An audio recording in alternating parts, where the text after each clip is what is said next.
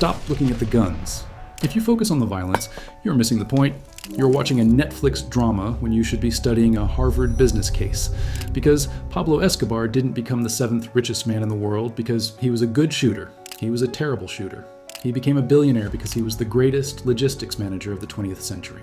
The violence wasn't the product. The violence was just a line item. It was a marketing expense designed to enforce a monopoly. The real genius wasn't in the murder. It was in the movement. At his peak, the Medellin Cartel wasn't tracking their wealth in dollars. They were tracking it in weight. When you're smuggling $60 million a day in small bills, you stop managing a bank account. You start managing a freight industry. This is the story of how you move 2,000 kilos of product north and how you survive the logistical nightmare of moving 20 tons of paper south. Welcome to the economics of the black market. The supply chain, the 30,000% markup. Let's strip away the morality and look at the math. The business model of a cartel is simple arbitrage. It is based on a single geographical fact. The coca leaf only grows in the Andes. In the 1980s, a kilo of refined coca paste in Peru cost about $65. It is an agricultural commodity. It's cheap, it's boring, it's no different than buying a sack of potatoes. But move that same kilo to a lab in Medellin, the price jumps to $1,000.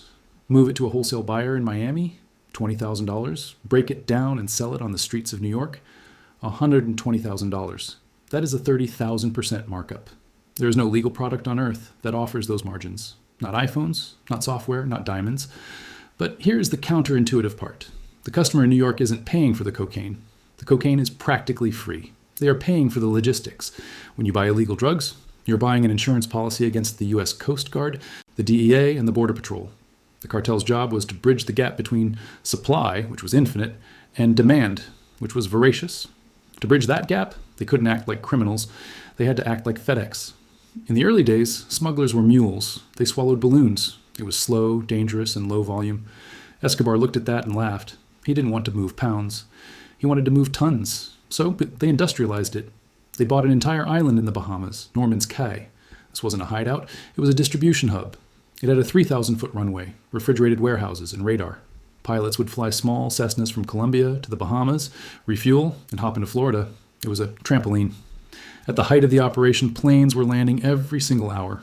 But the air war was noisy, so they went to the engineers. This is where the competence porn gets ridiculous. The cartel realized that radar can see planes, but it can't see under the water. While General Motors was struggling to design a fuel-efficient sedan, the cartel was hiring Russian naval engineers to design fully submersible submarines in the middle of the Colombian jungle. These weren't toys. These were fiberglass beasts capable of carrying 10 tons of cocaine, navigating via satellite, and traveling from South America to Mexico without surfacing. This was R&D that would rival a G7 nation's military budget, and they paid for it in cash. And that brings us to the weirdest bottleneck in the history of economics. Usually, a business fails because it doesn't have enough money. The cartel was in danger of failing because it had too much. The supply chain was a two-way street. Drugs went north, cash came south. And the physics of cash are brutal. If you sell a kilo of cocaine for $20,000, you are receiving a stack of $20 bills that weighs roughly 2 pounds. The money literally weighs as much as the product. The influx of physical paper was so violent that the accounting department had a logistical breakdown. They couldn't count it fast enough. They couldn't stack it fast enough. So they stopped counting. They started weighing. And then they ran into a supply shortage that sounds like a joke, but wasn't. According to the chief accountant of the Medellin Cartel, the operation was spending $2,500 a month, just on rubber bands. Think about that, $2,500 a month. That's $30,000 a year. That's a median American salary in 1985, spent entirely on the elastic bands required to hold the bricks of profit together. This wasn't a fun fact for them. It was a sign of a logistical crisis. It meant they were drowning in liquidity. They were bringing in $60 million a day. The pilots who flew the drugs north were now being paid primarily to fly the cash south. And here's the irony. The cash was heavier. They were burning more jet fuel to move the paper than they were to move the drugs. The cartel had solved the problem of making money, but they were about to run headfirst into the problem of keeping it, the cash nightmare, the physics of wealth. But here's the problem nobody talks about, the problem that isn't in the movies. When you make $20 billion in the legitimate world, you're a genius. You have a spreadsheet, you have assets, you have liquidity. When you make $20 billion in the black market, you are in a prison of your own design because you cannot digitize it. You cannot wire it. You cannot buy stocks or bonds or treasury notes. You have to physicalize it. You are stuck with the paper. And paper is heavy.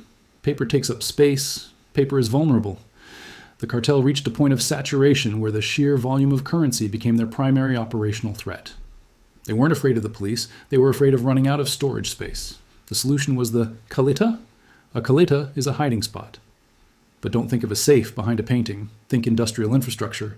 They bought hundreds of properties across Colombia, farms, crumbling haciendas, unsuspecting suburban houses, solely for their cubic footage. They hired construction crews to tear out the drywall of entire homes, stuff the spacing between the studs with shrink-wrapped bricks of $100 bills, and then plaster over them. People were living in houses where the insulation was literally made of cash. They dug holes in the jungle floor, burying 55-gallon plastic drums filled with millions. They built false walls in apartments. They filled the sofas. They filled the mattresses. It was a logistical absurdity. The asset that was supposed to buy them freedom was literally walling them in. And the transportation of this cash created an inverted economic model. Consider the Learjets. The cartel used private jets to fly product north. A standard run might carry 1,000 kilos of cocaine. That payload is worth tens of millions. But when that plane lands in Florida, the transaction happens in cash. Small bills, 20s, 50s, hundreds if they were lucky. The weight of the payment was often 5 to 10 times the weight of the drugs. Pilots were ordered to strip the interiors of the jets. Seats were ripped out. Galley equipment removed. Every ounce of weight was calculated. Not for the drugs, but for the money coming back. There were flights where the plane was so overloaded with currency that they had to fly with minimum fuel reserves, risking a crash just to transport the paper. From a business perspective, this is insanity. They were burning high-octane aviation fuel to move low-velocity cotton paper blend. The freight cost of the money was eating into the margin of the drug. Legitimate businesses optimize for just-in-time delivery to keep inventory low. The cartel was forced into infinite inventory. They had mountains of cash they couldn't spend, couldn't deposit, and couldn't move fast enough. They had conquered the market, but they were losing the battle against physics. And once you lose the battle against physics, you start losing the battle against nature. The vampire pivot, the rat tax. And then the rats came. This is the pivot point. This is where the story shifts from a crime thriller to a lesson in biological economics. When you store organic material, and cotton paper is organic, in a damp, dark, unventilated environment, nature reclaims it. The cartel was burying cash in the Colombian rainforest. They were stacking it in humid basements in Medellin. They were walling it up in non-climate-controlled drywall. They created the perfect ecosystem for rot. Moisture seeped into the plastic drums. Mold spores ate through the fibers of the bills. The cash literally began to decompose, but the mold was nothing compared to the rodents. Rats don't care about inflation. They care about nesting material. And a stack of soft, fibrous U.S. currency is excellent nesting material. The cartel began to notice that when they dug up a drum that had been buried for a year or broke down a wall to retrieve liquidity, significant portions of the cash were gone, chewed into confetti. In a normal business, this is called shrinkage. Walmart has shrinkage. If a teenager steals a candy bar, that's shrinkage. It's usually less than 1% of revenue. The cartel's shrinkage was catastrophic. Pablo Escobar's brother, Roberto, the man in charge of the books, admitted that they simply stopped caring. They couldn't stop the rats. They couldn't waterproof every single dollar. So they wrote it off. They assigned a specific line item in their annual budget to spoilage. The number they settled on was 10%. Every single year, the cartel assumed that 10% of their cash would be eaten by rats, destroyed by water, or lost to rot. Now, pause. Do the math. At their peak, the cartel was pulling in roughly $20 billion a year. 10% of $20 billion is $2 billion. $2 billion. That is not a tragedy. That is a statistic. To put that into perspective, in the late 1980s, that $2 billion loss was higher than the total annual revenue of huge, legitimate American corporations. They were losing more money to rats than the entire Levi Strauss made selling jeans to the world. They were losing more to mold than Dunkin' Donuts was worth as a company. Imagine the CEO of Apple walking into a board meeting and saying, "Good news, we made record profits. Bad news, rats ate $2 billion of it in the warehouse. But don't worry, we're still the richest company on earth." That is the scale of the operation.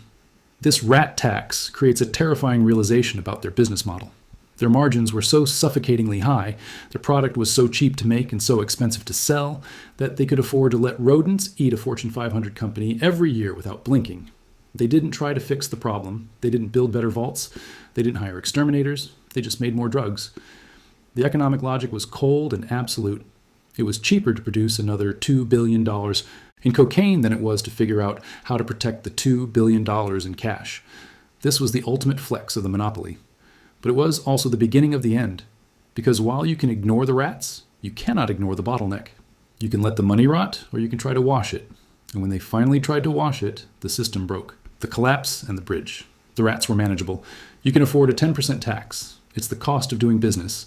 What you cannot afford is the banking system. The cartel didn't collapse because they ran out of cocaine.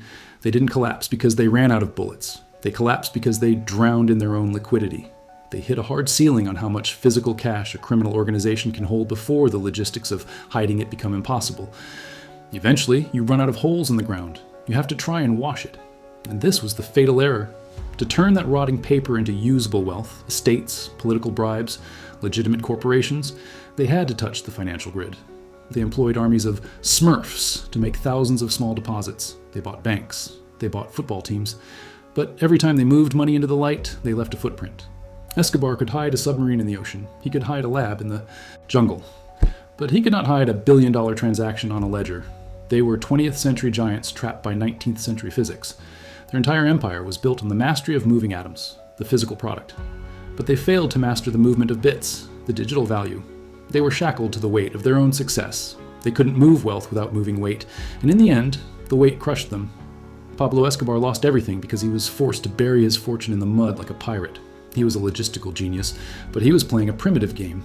But when a real superpower needs to move a fortune in secret, they don't use submarines, they don't use rubber bands, and they certainly don't let rats eat the profit. They don't move the paper, they move the ledger. If you want to see how the British Empire quietly moved millions to the US to pay off a 60-year-old secret debt without a single rat eating a dollar, click this video here.